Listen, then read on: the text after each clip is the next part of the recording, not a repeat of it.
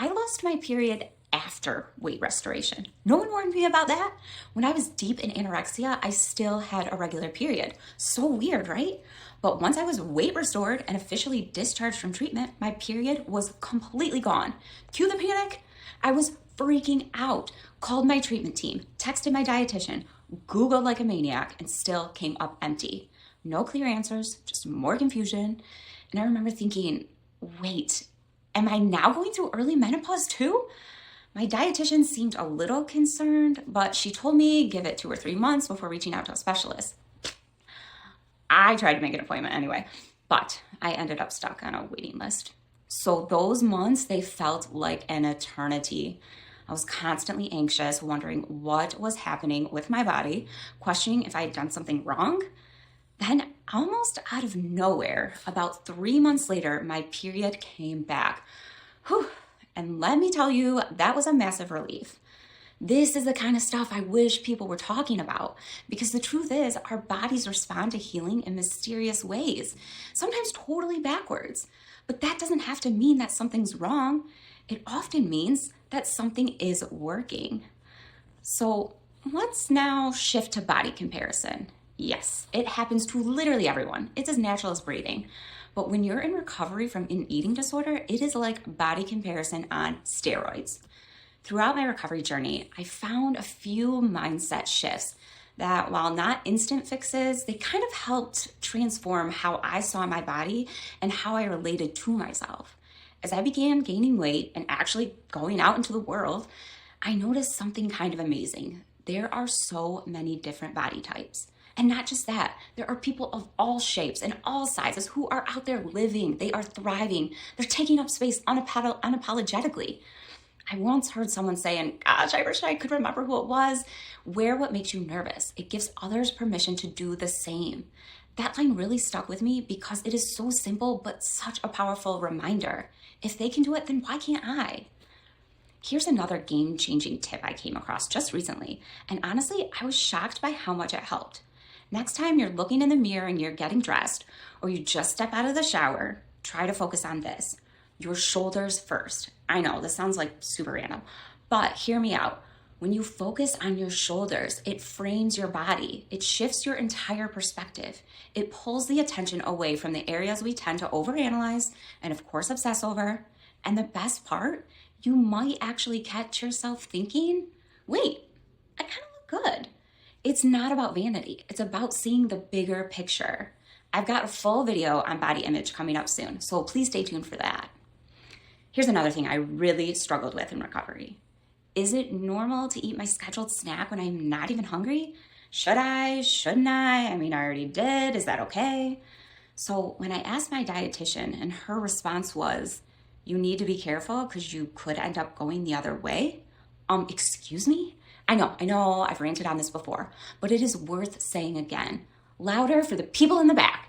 If you are thinking about your snack and you eat your snack, it's okay. Like actually okay. It's completely normal. Your hunger cues might be still out of sync, trying to find their rhythm again after years of being ignored or suppressed.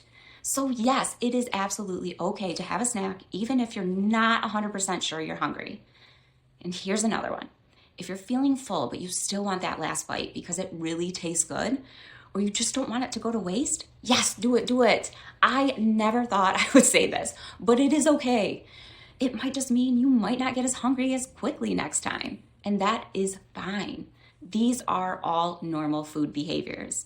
Diet culture just convinced us that all of this stuff is bad. Plot twist, it's not. Okay, this one's embarrassing. I actually Googled how many times does the average American go out to eat? Because I have no idea. I mean, seriously. Obviously, I never wanted to go out to eat. And to make things even more confusing, most of the people I was around were either lifelong dieters, obsessed with their weight, or maybe super frugal. So regular restaurant meals were just not a thing in my life. The idea of people actually routinely going out to eat, just completely foreign to me. In case you're curious, don't worry, your secret's safe with me. Americans typically eat out 3 to 4 times a week. And if their budget allows, even more. Now, while I'm getting more comfortable with eating out little by little, Yes, I still have that ED voice. It's still hanging around, but I am making so much progress, and that is a huge win for me. So lastly, let's talk about something that nobody warned me about in recovery. Overshoot. You know that moment where you're doing everything right, you're sticking to your meal plan, you finally hit your set point weight, you get discharged, and yet the scale keeps going up. During treatment, they gave me my set point range, and at the time it felt manageable, even kind of reassuring.